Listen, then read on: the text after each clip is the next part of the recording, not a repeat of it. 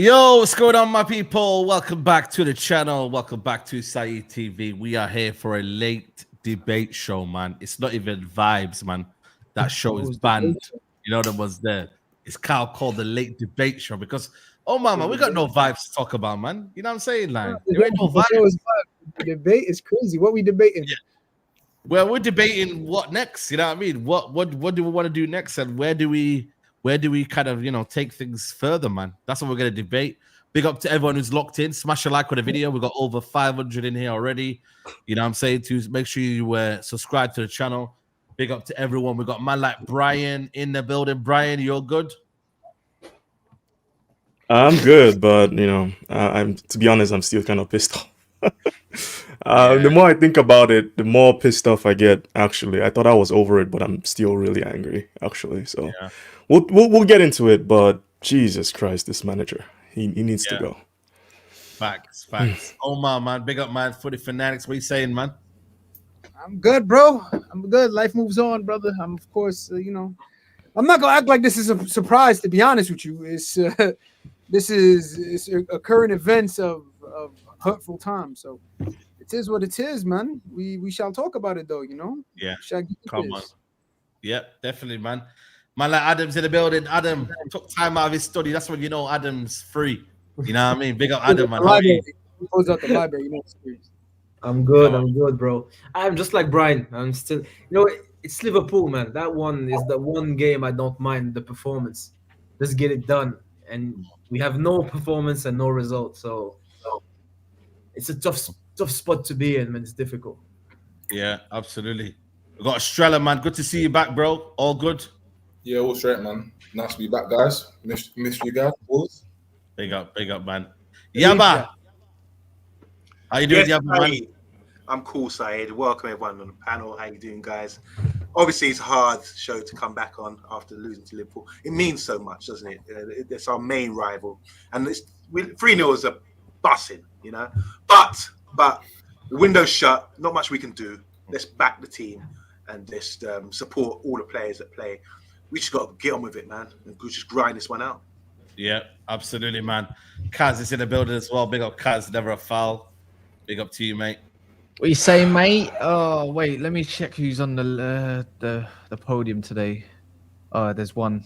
The less common denominator. Anyways, we'll deal with that accordingly. What you saying, Saeed, man? I'm all good, man. OC, Brian, Adam, Yaba, Mr. Yaba. Sorry. Estrella. Well done. Big up, man. Just to start off here, I don't know why everyone sold the press. Like, what did you guys expect? One of them ones, man. I don't like that, man. I don't like that, you know. No, I'll start off. If you scream manager out, yeah, like I said from last time, I hear you validating your opinions. But my opinion will not change after 3 games. The only time it's going to change is the game after international break, he picks a starting 11, then I'm checking out as well. My thing is this. One game? Why one game, though? What makes it one game difference? You know what? Let me, because the same reason how he started last season is how he started this season. The first season he was here, he overachieved. Everyone said whatever. I don't think he did, but he overachieved with a depleted squad. In the summer, you expect him to be backed. The whole summer, what happened? Sagas again about tracing one individual player. Most of the players that he got weren't here for the start of the season, didn't have a full preseason. They're coming in, not fully fledged in, and because they've been training with another team, everyone goes, we should just start them. Fair enough, he hasn't started some of the signings that he's got. We haven't started off too well. All of a sudden, everyone's shocked that we're still playing crap, not knowing that the window that we had isn't actually great. We didn't get rid of the players that we needed to get rid of. and we didn't get the players that we needed. Hey, let's not reach. Let's not reach. Wait, You know, you it's not- let's not reach. You lot are upset. I can't believe it. You lot are upset, yeah, because the scoreline. I'm not here defending the manager. I'm just saying facts for facts, innit? If you want to get rid of him, How are you If going to we- say this window was not one of our best windows? From the get-go, they went inside who we wanted. They were adamant about right away. We knew this is what we're targeting. This is what we're getting. This is who we're selling. This is who we're going to sell. This is anything one of the best windows when it came to exporting players. We actually did good business. Importing and exporting. Now, okay, I can see your point when you're saying like, okay, you know what, the team's not healthy or this guy didn't come in for preseason. At the end of the day, bro, from what I'm seeing is this man brought in his former players and they don't even know how to play his former style or his current style. So then how is it going to happen after even time when you give him a valid 11? Because at the end of the day, everyone who I'm saying here knows I'm a big backer of Ten Hag from day one. But it comes a point where it's just like, all right, we're looking at the screen and it's just like, what am I looking at? You know what I'm saying? If there's something for me to look at, like Brighton game, there was something for me to look at. So I took that on my chin. I said, you know what? We progressed somewhere. We were better on the ball. We were this, we were that. Yeah, granted, we didn't live with the W. It is what it is. Yes, the other day, Sunday, we were only good for 15 minutes. And if anybody could disagree that we were not even good for those 15 minutes, then you don't know ball. Because if you know ball, you're going to say the first 15 minutes of that of the first I'll half, give you that. I'll give you that. We made over 100 million to themselves. Estrella, what are we doing here, bro? You know when I'm reading comments like that. Sorry to cut you off here. When I'm reading comments like that, it's just like you man are trying to do this whole. Oh my god, we done 100 million, bro. Strategic review lasted over a year, so you should have identified the players that you wanted to get rid of the club anyway. Secondly, when you've got people like Oliver Skip, guys that haven't even made proper Premier League appearances for some of their relatively respected clubs, they're going for 25, 30 million. We're here struggling to sell players like McTominay that scored 10 legitimate goals in a season for what? For 30 million. We're going back and forth struggling. Harry Maguire was struggling. Other midfielders were struggling. But What are we talking about here? What are we? No, seriously. Hold on. Estrella. What are we talking? The transfer window is closed. Forget the transfer window because what happened on Saturday had little to do with the transfer window. We had enough players on that pitch to not look like bums for 80 minutes or so. We looked terrible. We looked worse than I've seen Man United be even in under Ole. Like we are doing things that I see League One teams don't even do. How do you have your defensive line deep and you have your attacking 4 or 5 or 6 pressing? This is basic. This is basic with me. It's simple. It's binary. We will not win the league. We will not progress in the league with this system. It's pointless. Whoever we sign, whoever we buy will die in this midfield. So it's pointless talking about the transfer window because Ineos did their job. They're not going to solve everything in one window. It's pointless talking about it. What Ten Hag now has is his squad. He's not coaching them properly. The attacking relationships are terrible. We barely score any goals. Our defending is horrid. So why are we talking about him not getting 30 or more money for McTominay? It's pointless. Talk about Ten Hag. What did you see? What did you see on the weekend that made you sound like that makes you think this manager has brain cells left? That's what I want to hear. And that's the like I said, I'm also gone. No, the issues that I'm having, right, is bro, he's trying to play a high risk, high reward type of football, right? And I think we could all agree when we see that. Disagree. Come on, you can see him. He's really trying to play way high up. When every No, time no. I'll give you a stat. We are the second. See, when it comes to our the line of the defense, even I was bamboozled by this, but this is where stats get relevant. We are the second lowest team when it comes to the high line, by the way. Do you know who's below us? Leicester. Do you know who's even higher than us? West Ham. That's a fact. By the way, we're the second deepest in the whole league. So this high risk, high reward. You know what it is? I call that bozo risk, bozo reward. Just like we did on Sunday. You know what we got? We got Casemiro. Absolutely done out. We're done. Like the thing is, I tried the positive. I have to apologize to the side community. I have to go and have to go. No, you won't. No, you don't have to because you're gonna flip flop, man. So I don't know, man. Is this a genuine apology? No, It's but- not- no, no, no, Is but this the a thing genuine is, apology? unlike most apologize. people, yeah, unlike most people, like, see, Saeed does this good thing where he changes opinions without the community noticing that he changes his opinion over some time and then goes back to what's relevant at the time. Rance does the same thing, but it will fool you, innit? I'm asking you. Is this a Yeah, genuine? Harry Beckenbauer, right? But we can keep never going. get that one. We can That's start from 6 years shameless. ago. But Go on, anyway, go on, the go whole on, point go on. is, it's like, look, bro, I tried. I gave my word that I'd back Ineos with their decision, right? Yeah. Until I can't see it no more. I'd give this guy 10 games unless he fucks up. Sorry for swearing. In the first 3 games, the first 3 games, 2 of them, I granted him the most. What's the word exactly? I gave him the benefit of the doubt for the second game. I was like, I don't know. That obviously changes, and then he went to do what he done last season in his third game, like the line being further back. Started Garnacho and Rashford. You know, he played. What I don't understand is why you play with an inverted fullback, but then also a false 9.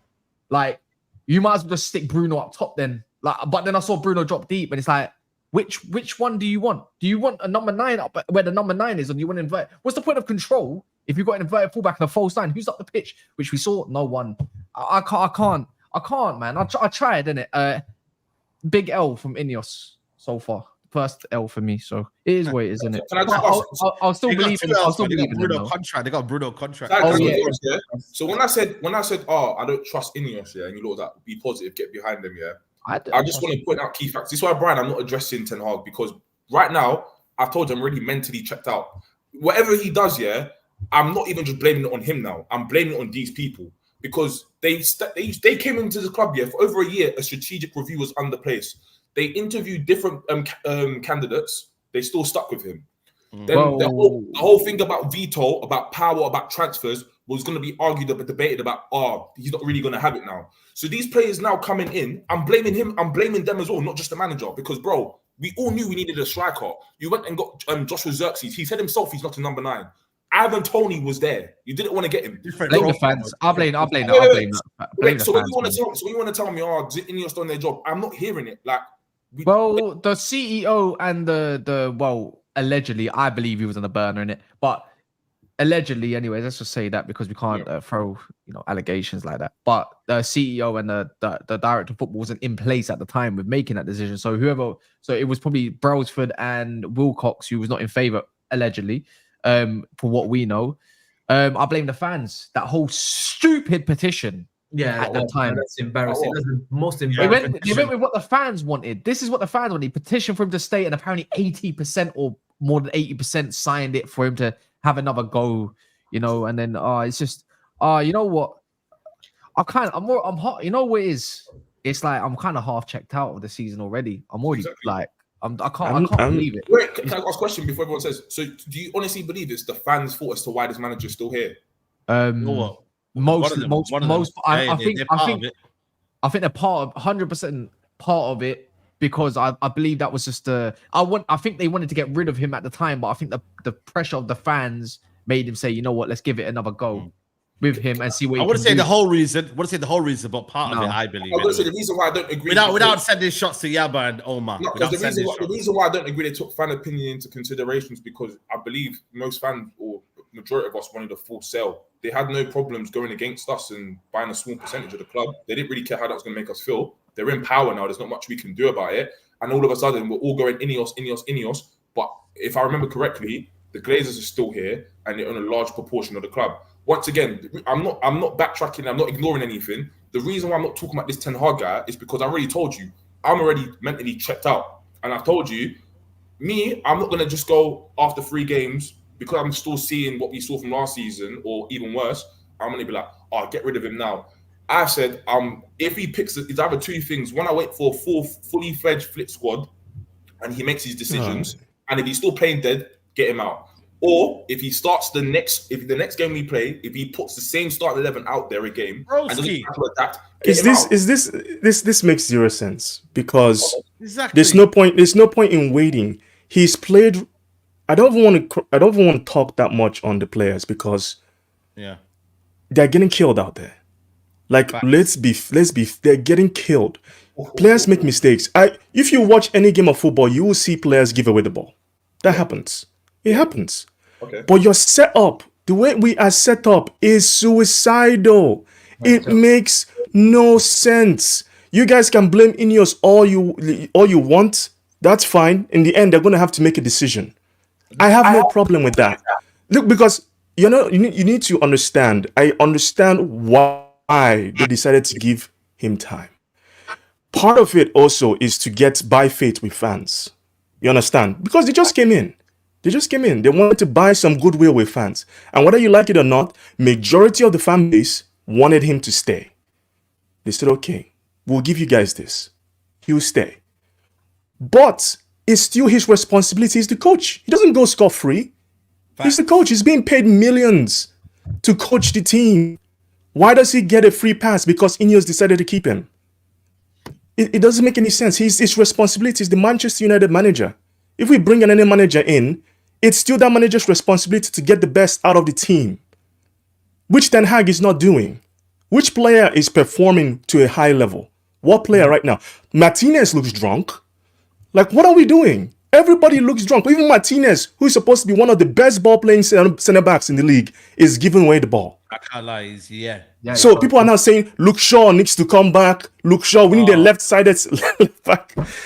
The copium from this fan base is insane. Like, I've never seen a gathered amount of cognitive dissonance in my life. Like, all of you just want to pretend you're not seeing what you're seeing. The setup is bad. It's horrible. There's no defending it.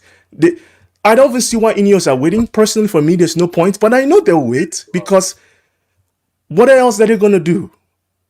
They can sack him right now, which in my opinion is the best thing to do because this is not going to change. He's going to play the same. Have you heard about it? You heard about Tuchel rumors? I've seen the rumors, but yeah, if I'm being honest with you, I think we need to take our time. No, not for me. Not for me. I think we need to take our time and select the manager long term at the end of the season. If we're going to do anything, let Rude take over, caretaker manager. End of the season, we bring in someone new that actually has ideas of how they want to play. Because people are gaslighting people on online everywhere, saying is Rude not part of the training though? I'm confused. Okay. No. Let me respond to that. Can you let me respond to. He said he's Rude not part of the training. There's only so much an assistant coach can do, right? You can train how you want. Your setup is down to the coach. Are you going to tell me Pep Guardiola's assistant coach is the reason Manchester City went on they won a treble? What are we talking about? Ryan, when you phrase questions like that, it's called a loaded question or a loaded response. Okay. And I know you're very good at what you're doing, bro. That's not why I asked you. Let's not try and move the goalpost. He is part of it, but I just explained my reasoning. I just explained my reasoning why I would want Rude to continue to the end of the season. That's fine, but Pep and Man City are a different animal, so let's not use them as an example, please. When I said anywhere in football. Okay, I don't personally believe that. If you're going to get rid of Ten Hag, just get rid of all of them and then bring someone else in. But wait, again. Let me bring. Why would you get rid of all of them? I'm confused. These are all new people that just came in, anyways. Exactly. From the assistants to the people upstairs. Why would you get rid of them? The common denominator between the last two seasons is this season is the manager, and they gave him a second chance. How would it be fair to say, you know what, since we're doing bad right now already, and let's say for the first 10 games we continue to be bad, do you really think Ineos is going to come in and you're going to be like, you know what, Ruud, you're out, Van Hecke, you're out, is that his name? Yeah, Van Hecke. Ashworth, you're out, all the people who did the Wilcox, you're out. Do you think that's a reasonable way to look at it? So they gotta basically the new people gotta inherit the failure that Ten Hag carried on from the last two seasons to this one. I don't think that's a rational way to look at things. Staffy, when you're saying that, yeah, you speak very rational sense, and I agree with you. But then someone else can argue and play devil advocate. All these players that we've just brought in, they're all Ten Hag's players or signings. Does it make sense to give him all these players then just to get rid of him for someone else to come and take control of these players that he wanted that they might not necessarily want? Here's where I disagree with you. So most of these players, when we say his players, I'm looking more at the last 2 years. So if you tell me anything between the last 2 years and last summer, yes, I agree with you. The reason most of us were good with this summer And I think I would say maybe most of us here on the panel were okay with all 5 signings, or at least 4 of the 5 signings, because we looked at some of these players and we said, regardless of who the manager is, this is a decent crop of players that you can add for any manager to use. So when you look at De Ligt as an example, I wasn't the biggest fan of the signing at the time because I wanted Euro first. But then I looked at it, I said, you know what? He's played in decent clubs. He's played with some managers. He's been rated by some, not rated by all, but he's good enough for someone else other than Ten Hag. If shit hits the fan, someone else can use it. Same example you could do with, what's his name? Xerxes. Highly rated in Europe at his age. I see him being a part of so many teams. Euro, same thing. So I don't think these are necessarily Ten Hag signings. The reason we say Ten Hag signings, though, is because you look at the players that he signed, especially from Ajax, and you're like, hold on a minute. You have too many players that you are used to / comfortable with. So players like Onana, his back line, 3 of his 4 in the last back line, he's coached them previously before United, including the goalkeeper. So that's 4 of the back 5 he's familiar with. So when people sit here and complain about him misusing them in the build-up, you can look at that and say, well, you used them before and it was working. And let's just be honest. It's not like Ineos went to him and said, we're going to bring De Ligt in and Mazraoui, and he was like, no, I don't want them. Of course he wants them, because we've seen before that he likes to bring former players in. These are the type of Ten Hag signings that we complain about. And that's why when we say he's not been using the squad well, and most of these players are his, it's justified to say that. But it's also justified to say that we have a decent amount of players right now that even if this manager leaves, I do believe another manager could come in and do with it. I have a few exceptions, like the likes of Anton as an example. I think he's a hindrance in this team. Martinez, we need to have serious conversations about him, because I think I told you before, Saeed, remember that time he got injured and we were talking about it and I got fed up. Obviously, I was a bit reactionary. I said, get rid of him. I don't care. But I also look at him and I feel like he's very, very, very, like, I wouldn't say one-dimensional, but he's very specific to what Ten Hag is trying to do, to the point that if Ten Hag is not here, I don't see how we can use Martinez, because obviously he has a lot of physical liabilities. And I think Brian said earlier, his one good thing is him being very good at the ball. You don't really see a lot of managers out there going for players that are 5'8" or 5'9" or whatever, just because they're good on the ball, but they're a physical liability on defense. So all these things come back in Ten Hag's face, and you're like, you know what? I have to hold this against you. Let me bring in Adam and obviously Yaba as well. Adam, what do you think in terms of the differences? I know a lot of people say there's some differences, but do you see anything? Obviously, and what's your concerns for you in this team? Yeah, everything is concerning. Like the defense there, everything is concerning. I have to be honest. And you know what? I think not in defense of Ineos, because so far I don't like them and I don't dislike them. I think it's still too early, but I don't think they want Ten Hag, and I think they wanted him gone last year. But they just said, you know what, this team is not challenging next year, and we have to sell players and we have to put people in place. So you know what, keep him for another year, and let's do the other work. But the thing is, this guy is so bad that they might not have a choice but to sack him this year, because the more the team is full of his players, the worse we look. This guy bought Casemiro for 70 million. I'm pretty sure he never watched Casemiro before, because Casemiro is an all-time great when it comes to defensive midfielders. But you remember, Saeed, I was against that signing, because if you want to play with the ball, Casemiro is the worst type of player to have there. You cannot play with Casemiro deep on the ball. He's good at reading the play and he's good at defending, but Casemiro gets the ball and passes it to someone who's good with it. That means Ten Hag he doesn't know what his players are good at and bad at. That's terrible. That is terrible. We play with no width. I don't know if you guys noticed, but I've had this conversation with my brother. Ten Hag doesn't use width on the pitch, which is the ease with which he puts Amrabat and Lindelof left back. Just that alone is baffling. He does it with an ease that is actually concerning.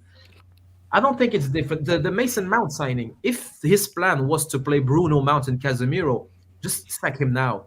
And it appears to be that was the case. Bruno and Mount are very similar player. If you want to play with a deep midfielder, you need someone that is the complete opposite of Casemiro. Now, the only thing, for example, Kobe Mino, everyone is regressing. Kobe is regressing. Martinez is regressing. No one is improving. The only good performers we had so far are Mazraoui. You could say De Ligt from his first start. And maybe Dalot. A little bit, yeah. Yeah, but I expect Mazraoui and Delit to look worse and worse and worse Facts. as time goes on, because the same thing always happens all the time. Kobe Mino is 19 years old, but if he was 26, people would say he's lost his legs, because this is what happens. I don't This is agree. Adam, I don't agree. I kind of said this at the end of last season as well. Remember at the end of the lot, when it was at the last fan one that we done all together, I stated I don't even think Kobe should be starting. All of you got onto me. I said he's a kid. He should be bled into the squad. Yeah, he's good I enough agree to with be that. I started. agree with, I Yeah, agree he's with good. that. But this is what effectively what happens. He gets taken with the England squad. Shouldn't have gone. Then he's obviously tired. Hasn't had a proper rest. Comes back and he's having to compensate for Casemiro's lack of legs. I When don't really, think he has to compensate for Casemiro's lack of legs. I think he has to compensate for the lack of structure in midfield. Yes, that's the word. Like Yes. I put a tweet earlier out there. My brother told me this week, and I thought it was a very good point. But if you are a team that concedes too many goals, you don't buy a new keeper. You concede less shots. So going from Casemiro to Ugarte doesn't solve the problem. You compensate slightly, but it's not going to change that much. In the What do you sense that the problem is structural, is coaching. We leave too many gaps. So if you get someone with better legs, quicker, stronger, you get just a slight incremental improvement. But fundamentally, if the player gets injured, or if the player is tired, or if you have too many games a week, you go back to the very same problems. Look, for example, Pep Guardiola's teams, they don't have athletes in the middle. They have good coaching and good ability on the ball. You can have someone like David Silva, Kevin De Bruyne, and Fernandinho, which is probably one of the most dominant teams we've seen in the Premier League history. And none of them are Casemiro-like, Declan Rice-like, or Onana at Everton. They just keep the ball, and they are well coached. You know what? It's not complicated. When you have a team, and the job of a manager is to get the best out of the player. And now, as I said last time, we are in an era of football where players need to get the best out of the manager. It doesn't make sense to me. They've been bailing this manager out for almost 2 years. Yeah. wait, Adam, Almost Adam, 2 can you years. say about the players having to about the manager, please. I don't get that point. I'm sorry? Did you say The that point you again? said about the players have to basically show for the manager or something along the line. What I said is the manager's first job is to get the best out of the crop of player he has. But now the way you can see the fans speaking and the way it's turned out, it's like the players have to get the best out of the manager. You don't have the perfect squad. No one does. The manager's job is to make the most out of it. And given the squad we have, Ten Hag is doing a very poor job at it.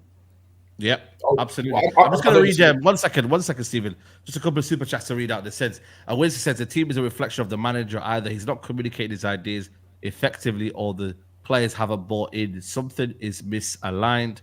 Yep. Big up my guy Suji says, hit the like button, people, man. 1.8k in the building, man. Let's get these likes up, people, man. A lot of you's in the show. Let's get these likes up. It's free, people. Big up my guy Suj always. Big up Tariq, man. Hope you're well, my bro. He says, I asked you guys 1 year ago what was the system. The same panel gave me a nonsensical explanation. Only 3 people on my screen knew about this from the jump. Saeed, Adam, and Staffy. Everyone else, don't be outraged. Now you should not be talking. And vertical Tika-Taka Pep 2.0, they said what he came. Let me ask Yabo. Yabo, do Hold you that, think, Omar. He didn't say your name. You said what? Big up Yama. Big Said up hold Yama. that, Omar. He didn't say your name. Yeah, exactly. He could give it up. He could stay strong though. Yeah, but let me ask you, do you think everything's been blown out of proportion? Do you think, there's a lot of outrage? You know what I mean? I know you're a big Ten Hag fan and whatnot. And do you think there's a lot of outrage? Do you think, it's all good and it's just 3 games in? What's your kind of take on things, man? I think rightly so. We should be upset with the performances and the systems that we're not seeing. We want to see a style of play and that kind of thing. At the moment, I don't think it's panic time. I think we just need to be a bit more patient. And people can be outraged, right? So I seem to be the only person saying this, but I think there are ways we can improve. We've changed it from last season. Clearly, there's a change with the way we're set up, which is ideal because we were really open last season. We're going to be a bit more secure down the middle. We saw against Man City, for example, we gave them the width and didn't really give them much inside, But still on transitions, we're a bit vulnerable. So we're playing 2 guys. It was Mount and Bruno pressing, and there was the wide guys tucked in as well. and there's a four of them all together coming, moving over, shuffling over, and protecting the middle of the park. Whereas last season was totally different. There was a single pivot with Casemiro, and then he was getting dragged out of position, and it was wide open. So I can see how we're trying to improve. I just think we need to take steps towards that. I don't think some player, as a team, we're still quite vulnerable, and we'd have to learn this slowly, take baby steps towards learning that. We can't learn though in year 3 though, yeah, but this is year 3. I know it's not nursery out there. I hear what you're saying. But if we want to be successful again as a football club, I think rather than making big jumps and bringing in great managers or great players straight away, that makes you vulnerable. You need to build that foundation. The players that look at the transfer, we were discussing the transfers earlier. The transfer are all about players that are going to develop and improve, hopefully. We haven't bought Ivan Toney because he's already a ready-made player. We bought players that can improve, 23-year-olds, 22-year-olds, that kind of thing, So I think going forward, if we can just tweak a few things, the goals that we conceded against Liverpool, I'm not just going to say individual errors, but we need to be, when we're attacking, we need to be defensive minded as well. We'd like to put a rest defense there and make sure we're not vulnerable in that way. We gave the ball away, and suddenly with Kobe giving the ball away or Casemiro giving the ball getting cut out, they've scored within 2-3 passes. That's something Ralph Rangnick was suggesting, how we played in the final third to pinch the ball. Can I say something after that? Sorry, so let me just finish my point. Go ahead. I'll just after you finish. Yeah, sure. So I just think, I'm watching. I love the club. I support the club. The window's shut. There's nothing we can do about it now. I'm going to back the manager. There's been a statement before the game about the board backing the manager. They're part of it too. There's a lot of communication, it seems, between everybody. We're trying to act like a proper club again. But to make that jump towards winning titles and pleasing the fans, I don't think we're there yet. I just think tweaking things, getting things better, like the system, improving that, being able to sort of stop us being penetrated, or if we do lose the ball, there's a backup there. The insurance is there.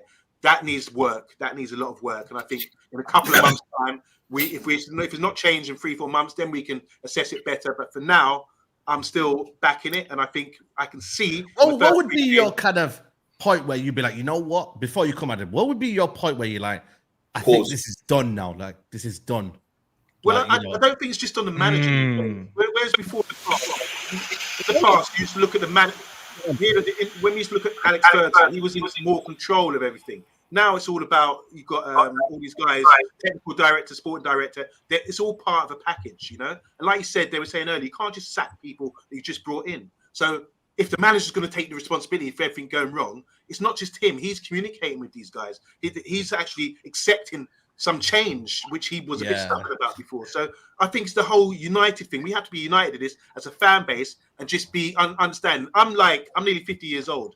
I grew up in a time with Ron Atkinson. Yeah. We won 83, won the FA Cup. When we won the FA Cup in 85, we weren't even considered winning the title. But when we won in 85, we beat the best team, which was Everton at the time, And that was great. That was a moment of my life at that time, Do you know what I'm saying? So we have to be realistic. All empires do end. But to get there, instead of jumping the gun, we have to take baby steps, and it's going to be a rocky road. But we have to really sort of persist. I'm with the method of persisting with the strategy that we have right now, with the ups and downs that we're going to experience before we get there. Arsenal became 8th twice before now they're playing a good game. I just think, as a fan base, rather than trashing everything now, just dashing out everything in the bin, just persist with it for a few months. I'm not saying I'm not happy. I'm happy completely. Obviously, there's issues, but that's where the training ground comes in. We've got 2 weeks off now. Players are not on international duty. Hopefully, we're going to get something back from them. So hopefully, we see some improvement in the next few months. And you're every day, Saeed. So Adam, go in. Just a few points. Just going back to the manager, I think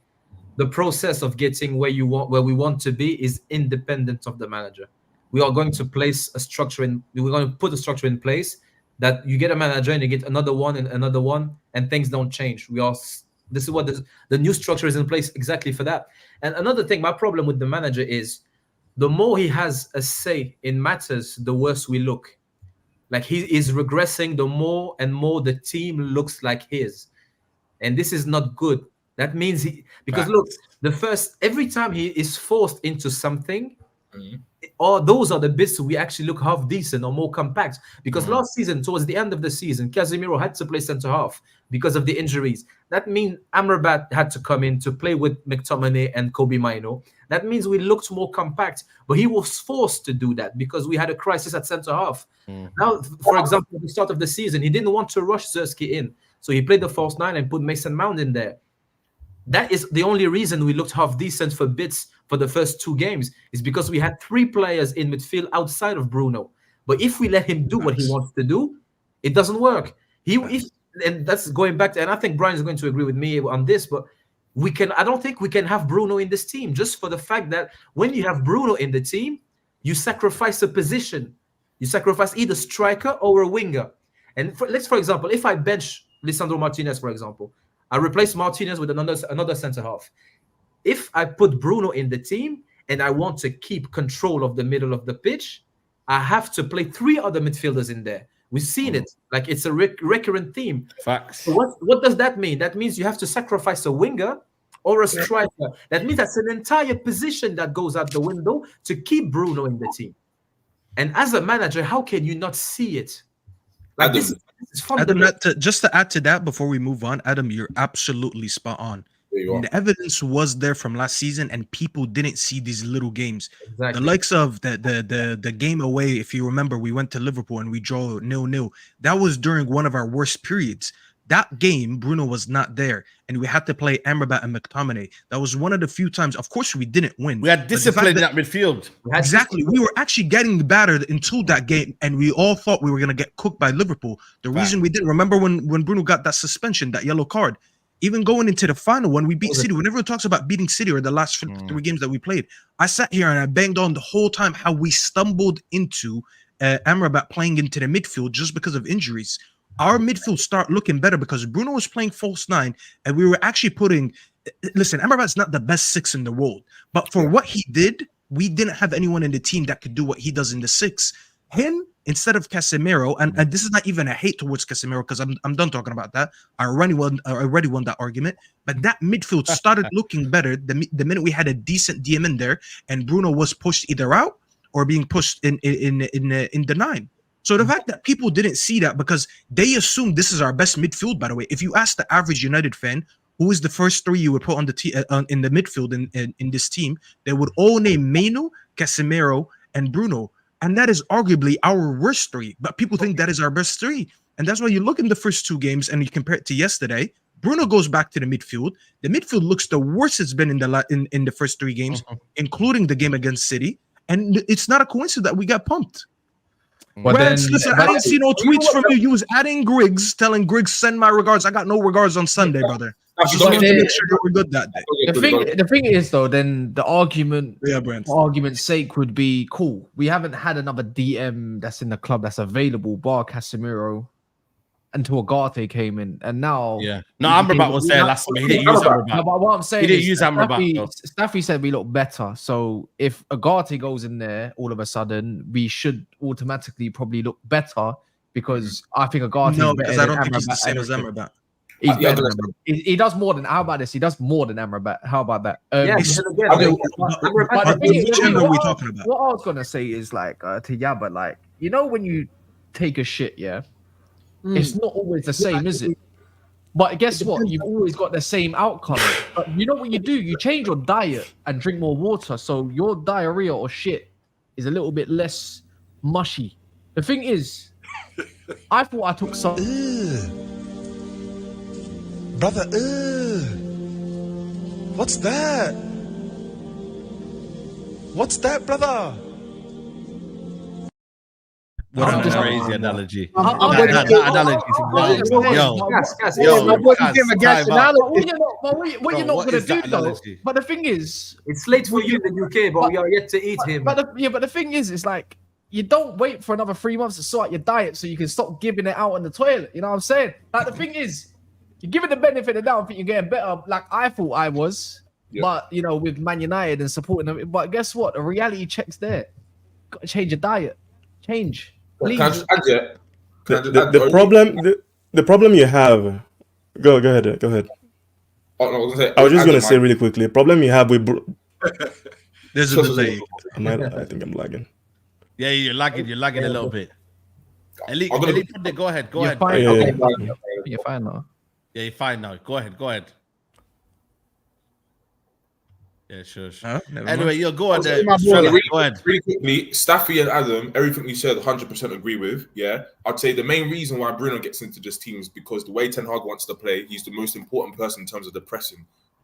He's the one that instigates it anyway. Out of the majority of the players that we have, I'm seeing comments in the section saying, "Oh, why Bruno's our captain as well?" Out of this depleted squad, who else would you give it to? Like, as much as I don't like him, as much as I don't want him at my club, at least I'm not going to say, "Oh, it's the bare minimum," but I've never not seen him not give it. And I've seen a lot of these players not give it and not look above. Like certain star boy people, regardless of however they feel about them, they're doing the bare minimum just to get by the 90 minutes. They're barely doing the running. Whereas this guy is constantly there doing it all the time. That's my piece on it. That's my piece on it. There's two kinds of running though. There's aimless running and there's actually running with aim. When Ji-Sung Park used to run around in the midfield and he actually used to win the ball. He was actually doing things that make sense. But Bruno Fernandes is constantly out of position.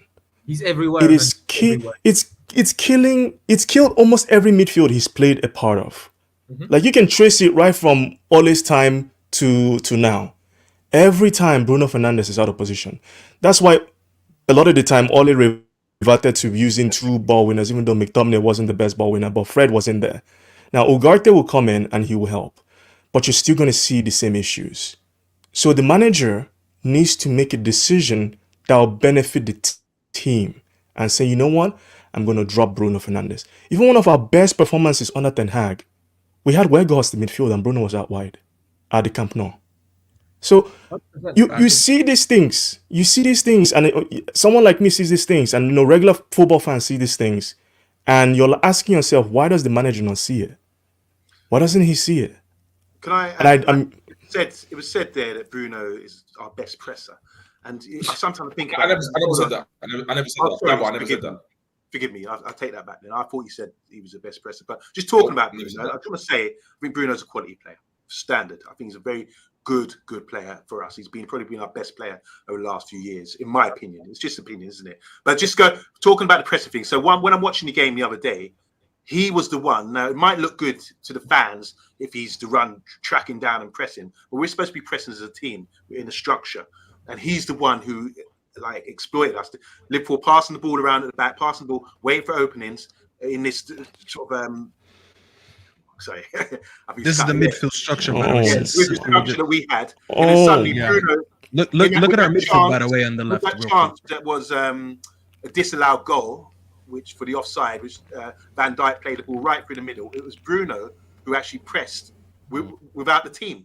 You understand what I'm saying? So we were supposed to press as a unit like that, and Bruno's just gone off and said, right, I'm gone, and not considered who was around him, and Zerchi wasn't around. And then suddenly we were all out, and they can play this one ball through the middle and just walk through us. And get Bruno loses his shit. That's the problem. So Bruno at his age, he still needs to develop. Paul Scholes said it though. Do you see what Paul? I don't think he needs to develop. I don't think he needs to develop. I've said this already. From when he came to United underneath Oli, and he was given that free role, it's gone to his head. I'm talking about developing the contract as well. Under this system and what we're trying to achieve. If he's going to be playing this side, he needs to understand when to go, what the triggers are to go, and not leave us exploited. This system will work if Mason Mount starts over Bruno. I don't think the system will work, but I think we've got a better chance of it working with Mason Mount instead of Bruno. I agree. You'd have a better team shape. For sure. Yeah, and I honestly believe, Brian, when we first got him, I thought everyone's seen with this Bruno guy, the more of the negatives that he brings rather than the positives. When we got him, I was like, oh, he's a replacement for Bruno. Then everyone's saying, oh, no, he's a replacement for Eriksen because he's got legs in midfield. I was thinking, no, he's the replacement for Bruno because essentially, if we want to keep possession of the ball, it makes sense to have Mason Mount in there rather than Bruno. As soon as he gets the ball, it's like hot potato. As soon as he gets it, it's either Hollywood ball or he's just trying to do something mad. You know what it is? We wouldn't use him the same way we use Bruno, and that's why people disagreed with you. Exactly, Mount would be his replacement, just not in the same exact position because he does not on the ball. He does not do what Bruno does. I think just said it. He would or Adam said it. Off the ball, we'd be much more disciplined and we'd be in better shape. If we had Mason Mount, and I don't like Mason Mount by the way, but I know for a fact if we have Mason Mount, Casemiro, and Main was an example, playing in that midfield, forget the way Ten Hag actually sets us up. If we just play closer lines in that midfield with those three, I don't think necessarily we'll score a lot of goals, But off the ball, we wouldn't be conceding this many chances. We're not scoring a lot of goals now. Yeah, we're not scoring goals now. Can we just be honest? Like, Bruno Fernandes has been regressing, and he is regressing as we speak, anyways. And it's not a managerial thing. It's just this is what happens when you play 6,000 to 7,000 minutes per year for the last 4 years. Yeah, overusing him. He's just regressing. His shooting is not the same. His passing is not the same. The way crossing is horrible. If he had a new card on FIFA, his pace would actually, and he done it right, his pace would be about 50. Like that's the actual thing. He is regressing and regressing quite fast. The thing is, Bruno makes people around him worse. That is a damning thing to have said about to be said about you, because he leaves everyone exposed. Like, and I think we would score more goals without Bruno than with Bruno, because people said, like, for example, when he was suspended for the Liverpool game, and said, "Oh, but who's going to be in charge of creativity?" As if someone can be in charge of creativity. That's sorry, Adam, but Kobe should not have for a player like Kobe Mainoo. Do you think this is good for United? This is a very bad sign. A very bad sign. This is not good. Do you know how much work N'Golo Kante puts in as a midfielder? If Kobe. It's not a good thing. It's not a good thing at all. He's putting so much work in that it's affecting his game going forward. And there's a fact that everyone that plays next to Bruno is either burned out, hides, or loses his legs. There's no surprise. What do you guys think of Mainoo, like in terms of positioning here? Like, because I always think of him as more of a forward advanced player. I think he played there when he was in the youth team. I think he reminds me of Kovacic at Chelsea. I think he's a Kovacic. I think he can play both. I think Like the attributes. I'm not talking. I think he's better in the final third, though, Adam, because we've seen a few examples of him having quick feet, knowing when to make the right decision. He's not really wasteful with the ball, so this is why I don't think he's a 10, because 10s are meant to be a little bit more wasteful and risk-taking. But I've seen him in tight spaces where he picks up the ball, there's a little bit of a quick give and go, drops in the pockets. He's intelligent enough, in my opinion, to play across all three positions in the midfield. But it's a matter of a manager identifying, okay, he's good at all of them, but which one is he best at? And I do think he's best a little bit more advanced. The fact that we're using him for build-up, it just accommodates to the fact that, number one, we still don't have a 6. Honestly, I clocked it the other day. We haven't gotten a real 6 since Carrick retired. And Carrick retired about 6 years ago. So the fact that we have him doing that job is maybe a compliment to how good he is, but it's not how we should be using him. That stat, by the way, Brian, since you're saying it's a very bad stat, Kante was much more agile and lighter than him. And he was doing that. We should not be using a Kobe Mainoo because he's a little bit heavier than Kante is. He's not meant to be that player that just runs all over the pitch, putting fires out. This kid is going to be burnt out in a couple of years, 100%. Do you know what it is? Is that Ten Hag is making certain positions look like you need stardust to play. The 6th position is, don't get me wrong, is a very hard position to play. But build up now isn't like this crazy thing where, because of the way teams structure themselves, teams like Brighton build up really well. Like, how many teams like you see in the league, they just build up really well. Even Brentford, when they went to Anfield, they built up really well. But Ten Hag is making it look like as if you need Paul Scholes, Busquets, and freaking Zidane in the middle of midfield in order to build up. It's ridiculous. You don't need that. Where are you going to find that level of talent? Is basic structure. Our structure is horrible. We push everybody upfield, and we tell our deepest line midfielder, find them with a pass. How? Who's going to make that pass? How many midfielders in world football can make that pass, bypass the opposition midfielders, and find an 8 in an advanced position? How many midfielders can do it? I don't even think Rodri can do it on a regular occasion. That's how difficult the pass is. But we want Casemiro to do it. It makes zero sense. Bro, and even that pass here, you know that pass here, by the way, the one that Casemiro got blamed for, I think also Kobe should have made the pass to Dalot. So I think maybe, like, I don't know. Saeed. It's true. Because what Kobe did, and I'm not blaming Kobe. You can blame him. You can blame him. No, you can't. Okay, but without people thinking I'm bashing Mainoo. My thing is, he played the ball for Bruno Fernandes, Bruno Fernandes was surrounded by about 3 or 4 players. And then he played Casemiro. And then what happened was, I don't know what Kobe was doing, but he kind of pointed his finger. And then Casemiro just went, yo, you have that ball. And obviously it wasn't the right pass. He was trying to miscommunication, but there was a ball led to Dalot, and we would have went on the charge. But I've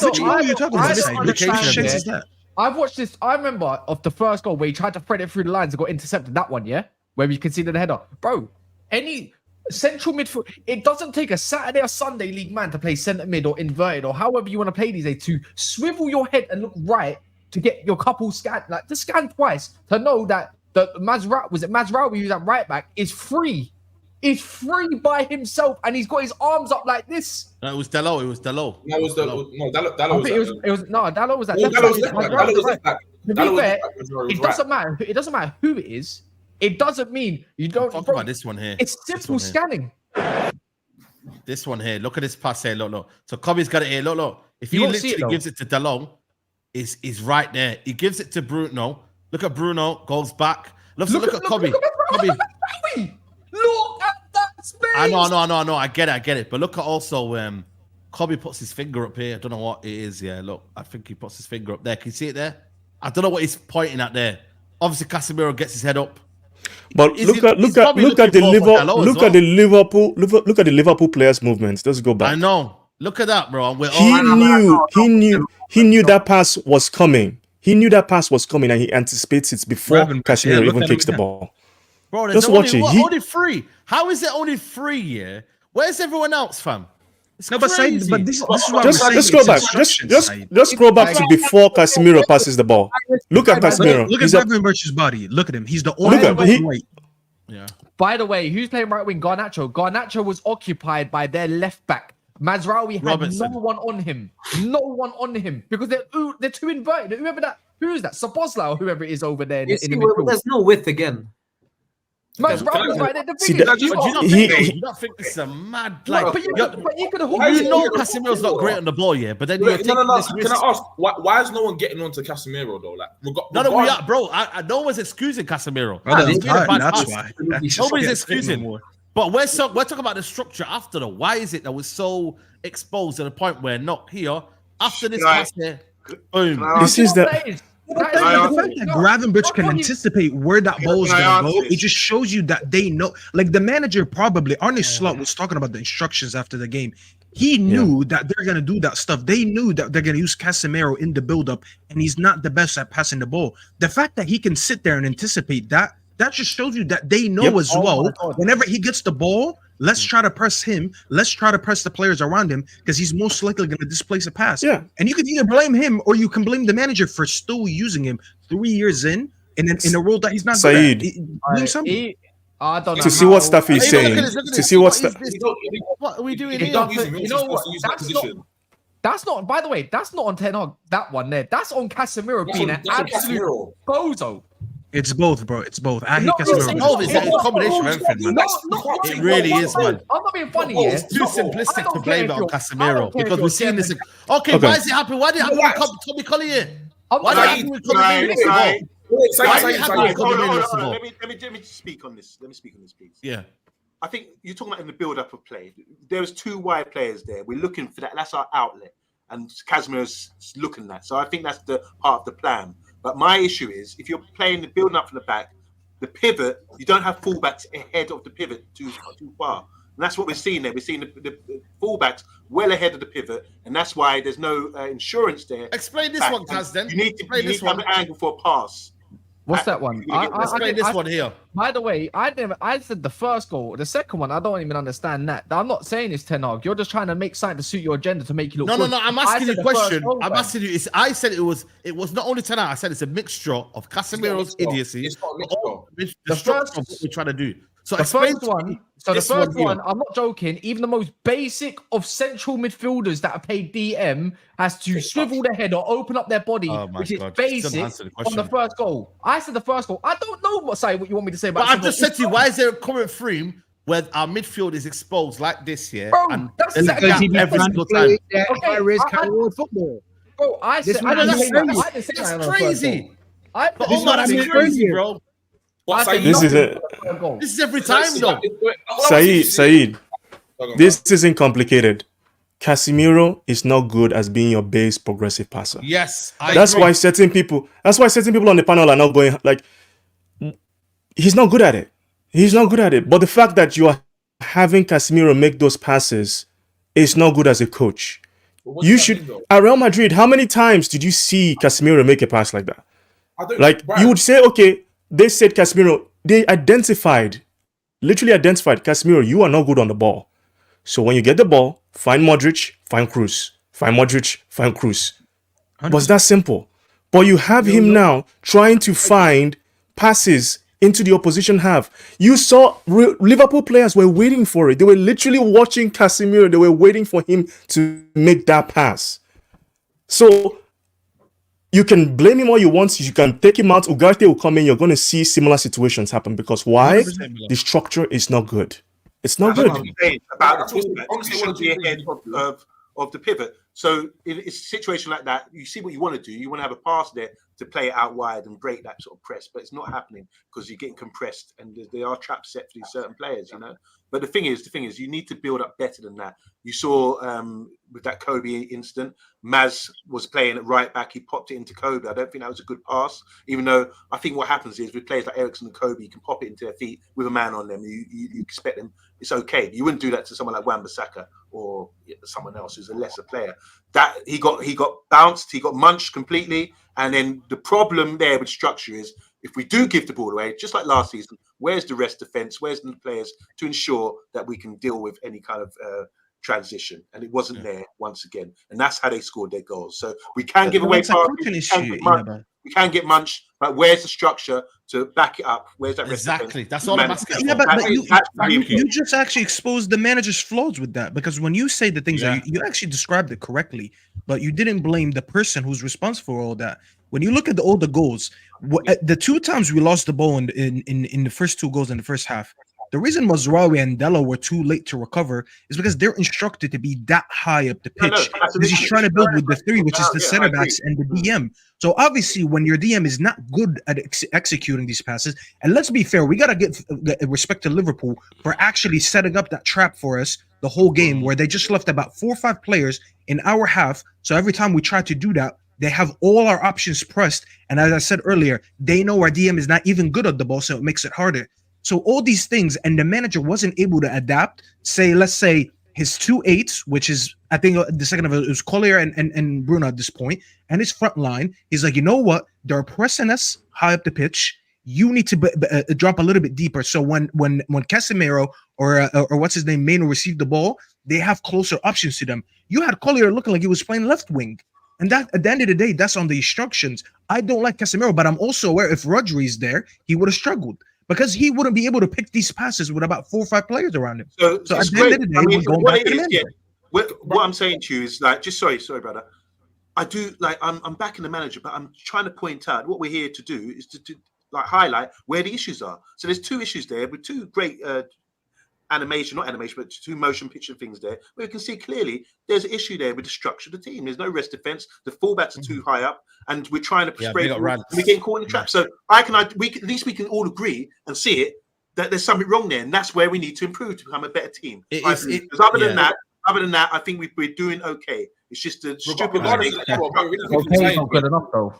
No, it's not.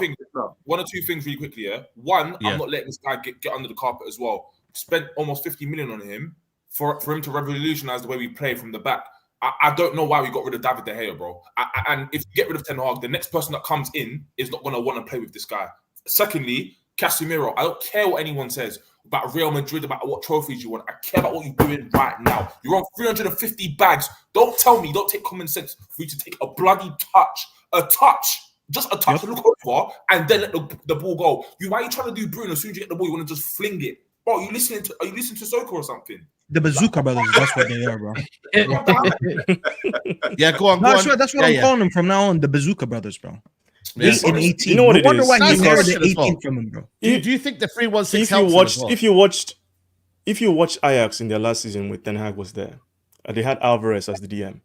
A common substitution he made was to remove Alvarez and play Klaassen as the lowest DM because he wanted someone to play balls forward. You can do that can you imagine having Klaassen as your 6 in the Premier League? It won't work. Like this is Ten Hag. This is what he wants to do. So Casemiro, to me, listen, he made mistakes. No one is debating that, but he looks to me as a player that is following the instructions of the manager, and he knows he can't do it. Exactly. He knows he can't do it. Because that's the thing. Casemiro's execution on the ball is shocking, but he's a smart player. He's following instructions, but he just can't do it, Casemiro. That's just the thing. Casemiro is not good on the ball. I was against the signing in the first place. Casemiro played well with Madrid because first of all, when they played with Casemiro deeper, with Kroos and Modric and the front three, Real Madrid was absolutely shocking, and they isolated the front three. The only time, and that's when they won 3 Champions League back-to-back, is they played the midfield diamond. So they had 3 midfielders before Casemiro. So his job, break the play, and then you have a midfield 2 of Kroos and Modric, and then you have a 10 in Isco. That's when they were good. Casemiro, just break the play, read it, make a simple pass. If you're a manager, you nullify them. You nullify his mistake. I'm just gonna read these couple of super chats here. Big up Memo, is a Galatasaray fan. He says we don't want Casemiro. Big up Jake says for Eric Ten Hag's system to work, he needs world-class players in every position, which shows his system is flawed, especially as he can't improve players. Sack him. If the next guy falls, we go again. Big up Reddy says after 2 years, does anyone know what Eric Ten Hag wants to play? You don't need players to establish a style of play. At some point, you need to work with what you have. Big up Hab says, this is our 11th 3-0 defeat under this manager. Wow. Add that to the 4-0 defeats, a 6-3 and a 7-0 in just over 2 seasons. And any elite club sacks Every mid-table him. club sacks him. Yeah. By the way, there's 2,000 people here. We're still not on 1,000 likes, guys. Come on, man. Any elite club knows not to get Onana. Any elite club knows not to get Casemiro on 350 bags as an Asian guy. Any elite club knows not to buy Mason Mount when he's had a poor season and he's got 1 year to his contract. Who this manager wanted? Like, Crazy. Let's not. No, I disagree with Strella because we don't have to rate all these players to know that these players still played better in other teams. I don't like all of them. I agree with some of what you're saying, but let's not sit here and say it. He was great. Go on, A Omar. lot of players were balling before they came. The only one arguably is probably Mason Mount, but even still, Mason Mount, you've seen some glistening of hope season before that. No, Tuchel used them better, Omar. You can talk about that. Tuchel was using. Onana wasn't balling. Onana was the best goalkeeper in the Champions League before we bought him. Onana wasn't balling. De Ligt wasn't balling. He was. De Ligt is arguably, you could argue that. You knew you were to get with De Ligt. Bayern fans are still moaning till right now. They are moaning at the fact that they sold their best defender. What are we talking about? Sold their best player, yeah. By the way, They signed the petition, not the song.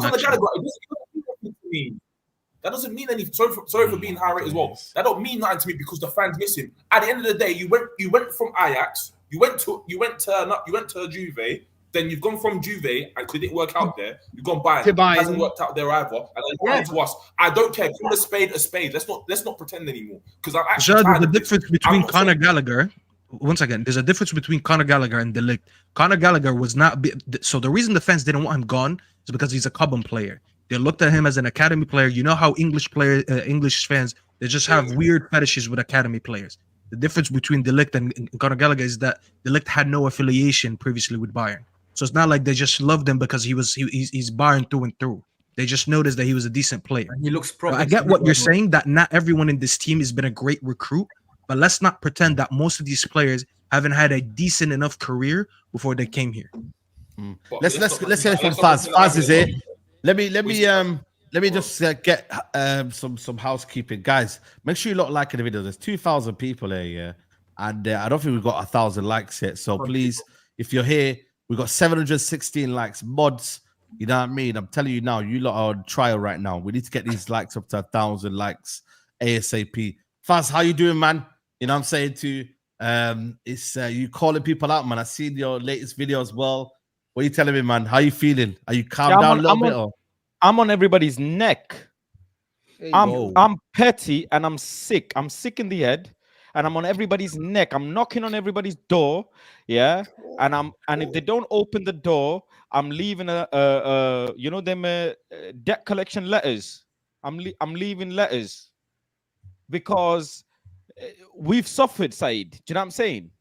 We've been abused, or we've been this and that. We've been told that we're not United fans, or we're delusional, toxicity cycle, whatever. You know what I'm saying, man? I'm surprised, yeah, that sometimes I look at Adam, the way he tweets and stuff. I don't know how you don't end up swearing, how you're so calm. I don't know what medication you're on or what you eat, because you need to recommend it to me, because listening to people like this gentleman above, yeah, listening to him, it makes me feel, it shivers. inside, like with pain and anger. Shivers, mate, shivers. I'm fuming listening to him. Fuming. You weren't fuming against Fulham when I saw you, though. Just gonna say that there. Keep saying. No. I wasn't. You're right. I wasn't. Because you know what it is like, yeah? You guys are like fish out of water, suffocating and flip from Ten Hag, oh my god, like this every time, yeah? That's what happens, bro. How can you tell the people here in the chat, yeah, that top clubs do not buy players like Onana when he just come off a Champions League final?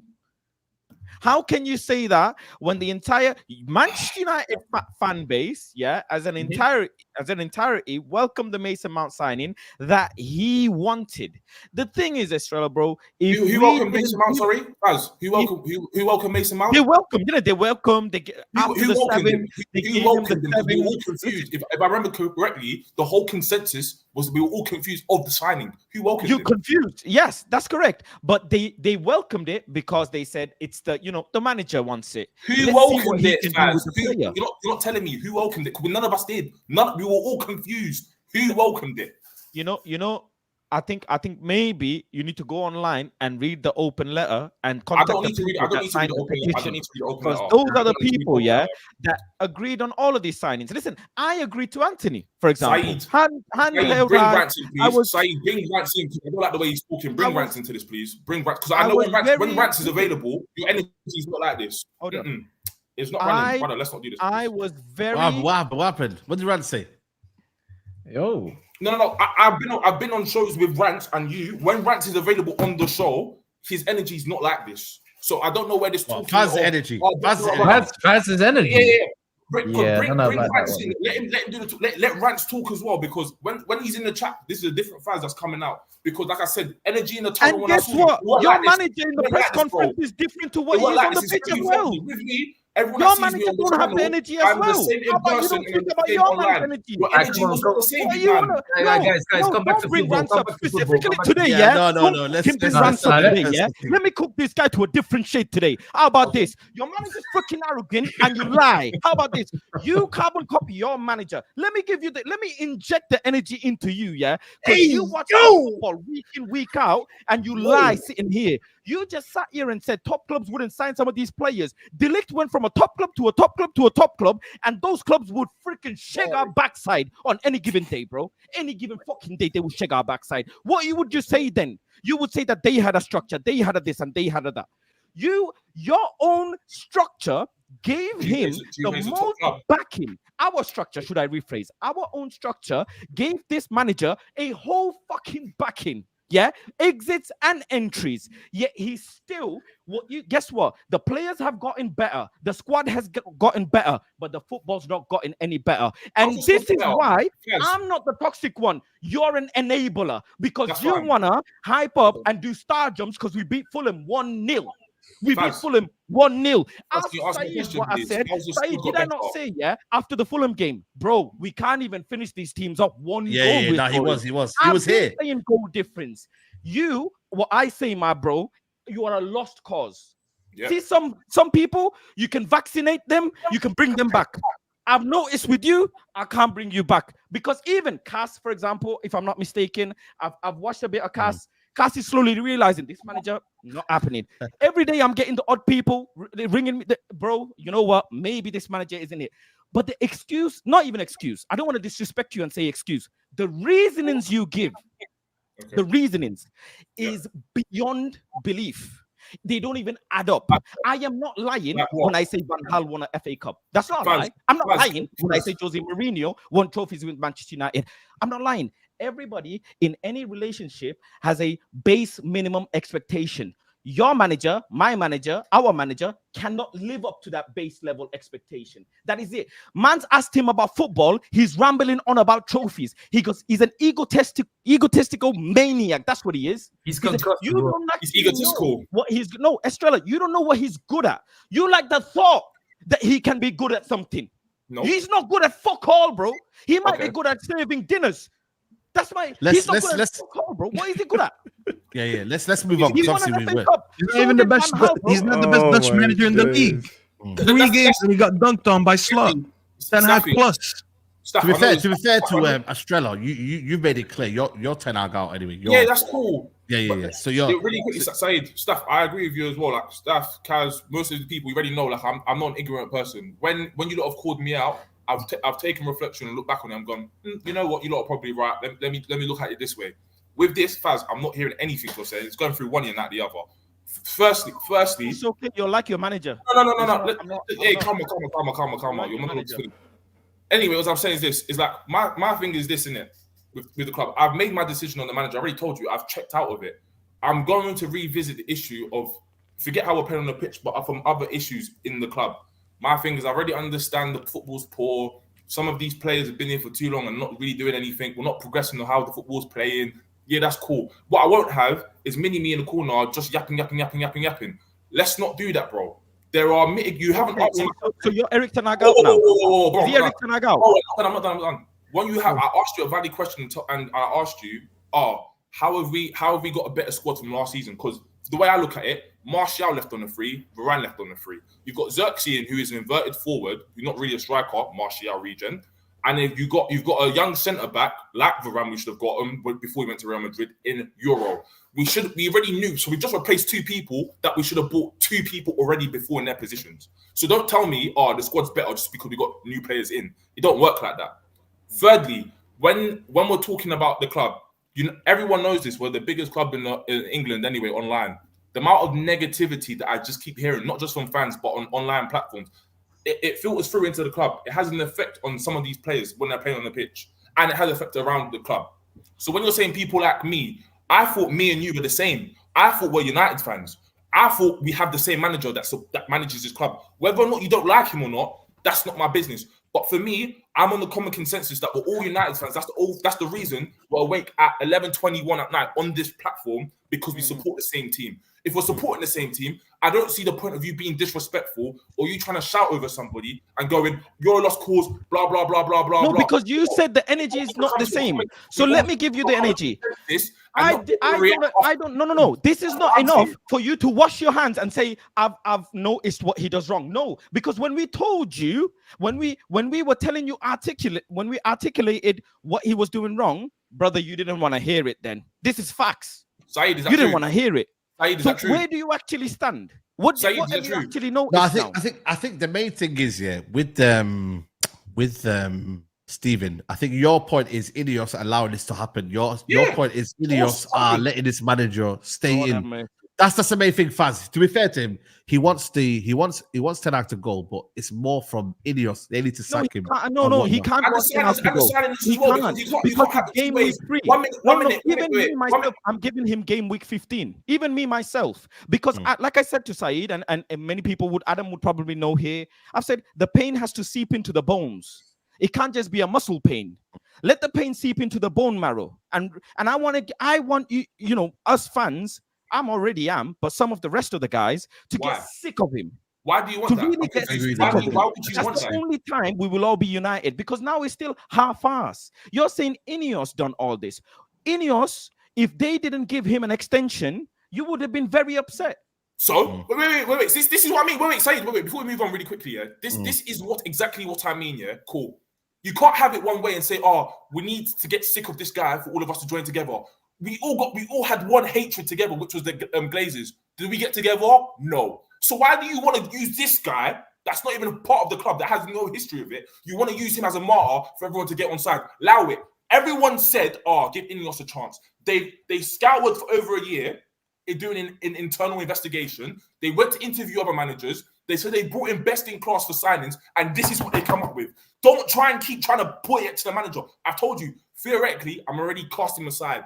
I'm looking at this best in class, brother. If they're the best in class, do something about it. Might be funny, but they're gonna say that. They're gonna say that. Here's the problem. Elite Ponder, you go now. You go ahead. Here's the problem. I was just gonna say that Ineos are trying to use the right methodology to fix Manchester United. The problem is the previous management hired Ten Hag, right? Any other manager that maybe had common sense, maybe this would work. You want to give him time to build a team. The problem is Ten Hag is not that guy. You saw it with Villa. They hired Gerrard. They tried to give him time. They gave him a while to try and make that work. It happens. This is why I'm not going hard against Ineos, because it happens. Even you know, Arsenal, they gave Arteta time, whatever. They're trying to give him time. The problem is at some point, and I think Ineos have intelligent people. They're going to see it. I think they already see it because they wanted to sack him. Yeah. You know, I think they know to an extent. Maybe there's someone they want. They can't bring the person in yet. I think, if I'm being honest, Ruud van Nistelrooy was a stopgap that they put in place already. That he's going to be the interim manager. I think they've already put that in place. Some people might not like that, but some people might say it's political. I think it's smart. So they don't have to search for an interim manager during the season. They already have someone. I'm with that. Yeah, I already, so even that is weird as well. That's weird as well. It's not that weird. It's not that weird because a lot of clubs do this, where the assistant takes over when the manager gets sacked. No. It happens. We know that, but before Van got appointed, when they appointed him, that was already my logical thinking. Like you're basically getting it's like you having a girl, like you having a wife, and then you're adding a friend to the relationship. And like you don't know that she's gonna replace you anyway. Like it's but weird. that's not really a good example, though. No. But it is kind of weird because everyone kind of really knows from the offset that if this guy tanks his position, which he looks like he's doing, then Van's gonna come in. I'd rather you just sack him and get Van Nistelrooy in. Like, no, you know what? I think. But this is where the politics of Manchester United fans come into play for me, because you saw the reaction after the FA Cup final. Yeah, you saw huge fan groups saying Ineos out, like you guys don't know what you're doing, whatever they were saying. And whether you like it or not, we've seen fan reaction have effects on club decisions. Yeah, we've seen it with Mason Greenwood. We've seen it with what's it called, when they wanted to do the European Super League. It has an effect. Now I don't think that effect is going to be long-standing with Ineos, but it's going to be clear for everyone to see that this guy is not the answer. They didn't hire him. They have no reason to give him a very long time. People are saying give to game week 10, game week 15, 2 months from now, 3 months from now. I don't think you need to do that, because on the pitch, whether you like the transfers or not, there is no basic foundational principles that will allow any player to perform, because every single player looks bad. No player looks good. They did not want Ten Hag to stay, bro. They said we had more urgent stuff to do, and then we'll get rid of him after that. And then we had grown-ups writing. It was mentioned, Adam, something to do with the financial dating, wasn't it? That they had to make a decision abruptly because of the finances. I have no doubt in my mind that they don't want him. They cornered him.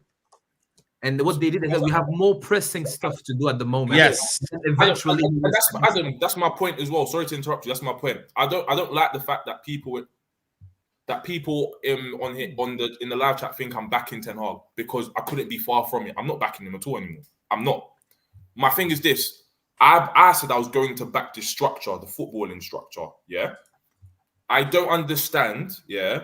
How it's acceptable to say you're the best in class and you're playing with our league decisions of how we're going to finish because of finances. Like, to me, that don't make no sense to me. I'm sorry, it just doesn't. No, but the thing is, though, it wasn't realistic though for them to come in here and obviously sack the manager straight away. They had to understand from their point of view, but also they're going to give. Now they've always cut excuses out, so now they're giving him structure.